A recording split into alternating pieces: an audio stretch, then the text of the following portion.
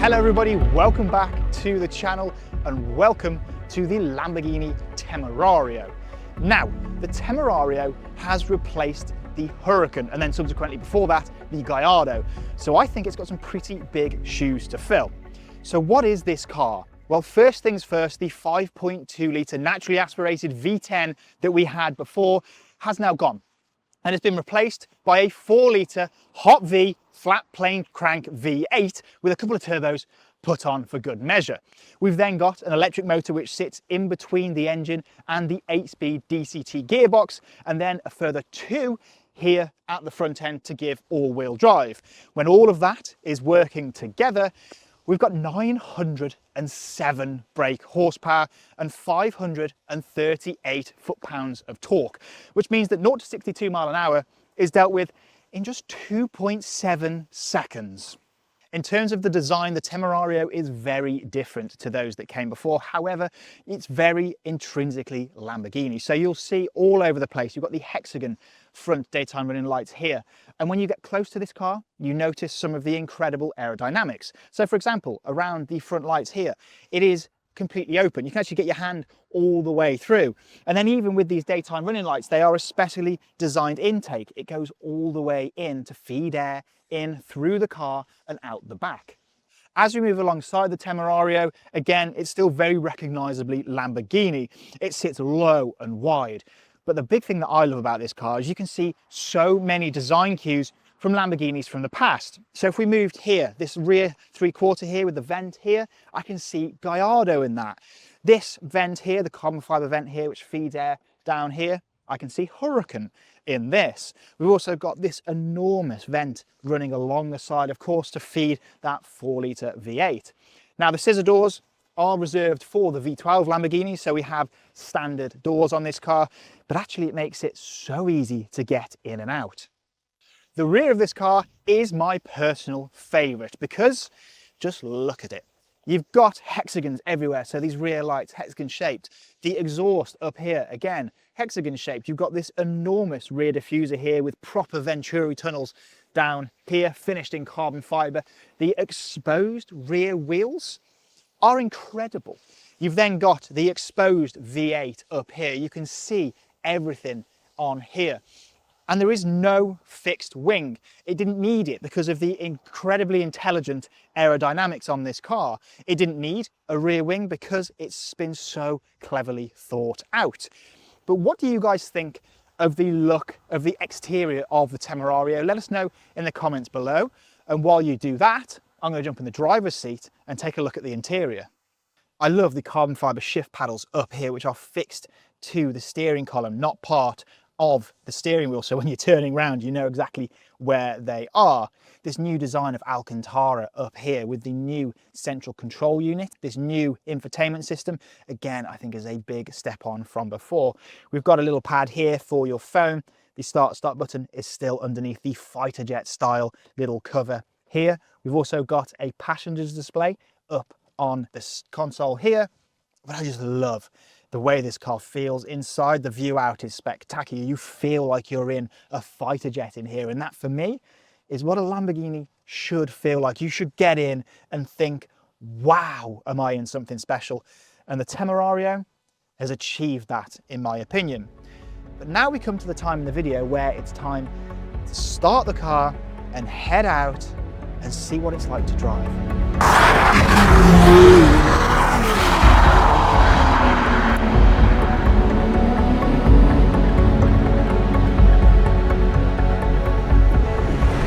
So what's the Temerario like to drive? Well, I've got to be honest, it's superb. I don't think I have driven a Lamborghini that is this usable to drive. I mean, let's start by just the second you jump in, it starts in fully hybrid mode. So straight away, that's something different.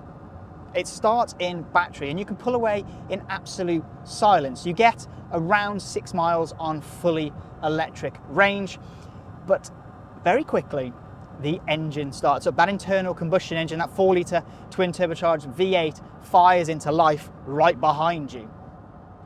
But sat in Strada mode, your everyday mode, I'm just at awe at how fantastic it is to drive on the road.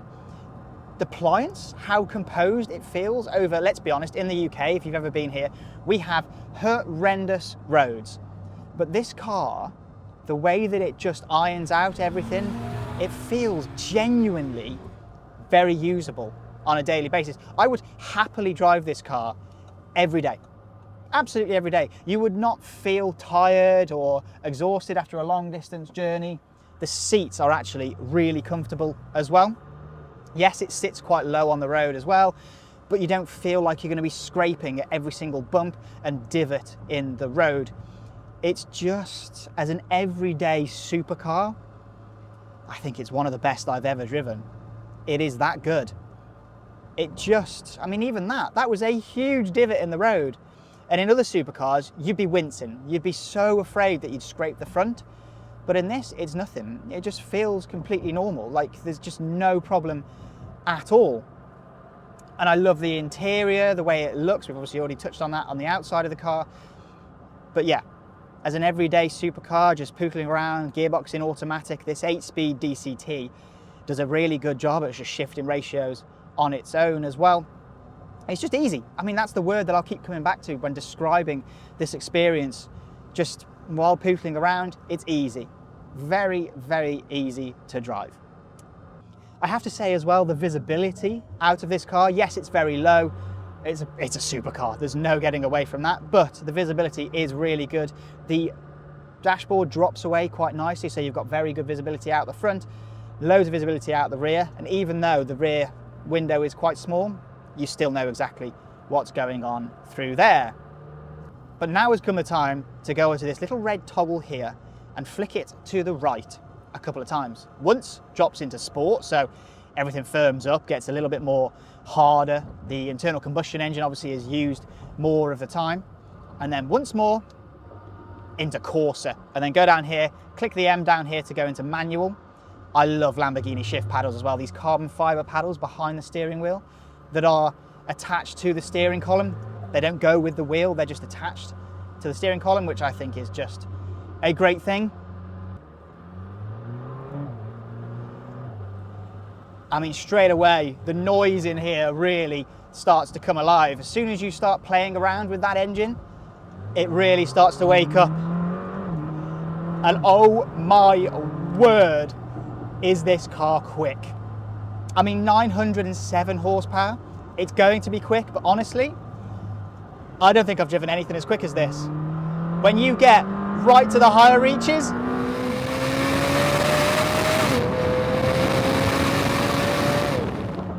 it sounds honestly unbelievable. You get to around 7,000 RPM and you think, that's got to be nearly it. But no, this engine revs all the way to 10,000 RPM. And it just pulls and pulls and pulls. It's just relentless. The speed at which it just continues to pull. As I say, I don't think I've driven anything quite as quick as this on the road. It is bonkers, absolutely bonkers. But it's not just that. The steering is lightning fast, it's sharp, it's responsive, the gearbox wakes up. I mean, it shifts so quickly. This car, once you start getting up through the gears, is like nothing I think I've ever experienced. And yes, it doesn't have that low baritone of the V10, but that has been replaced by something else. It's been replaced by absolute tire bursting performance. And honestly, yes, that V10 was amazing, but what they've managed to do with this, the only hybrid V8 supercar on the market right now, is genuinely spectacular. The way that it's just got this very sedate personality, 1 second, the most usable Lamborghini supercar I've ever driven, I'll say that. But then the second, in 2 minutes, in the press of a button, it transforms into just about the fastest thing I've ever driven on the road. And it's the pickup, the way that you just squeeze on that throttle, any gear, any revs, it just takes off. It's so special. It is so, so special. I mean, it does everything. It does the everyday cruising so well. But then, as I say, at the touch of a button, let's do one more, shall we? One more for good measure.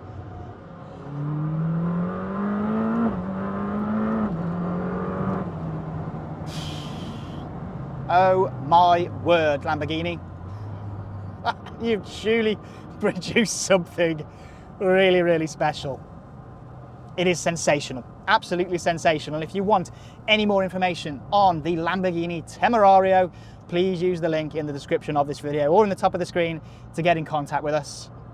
Please like this video, subscribe to the channel for plenty more content to come, and I will see you guys again very, very soon.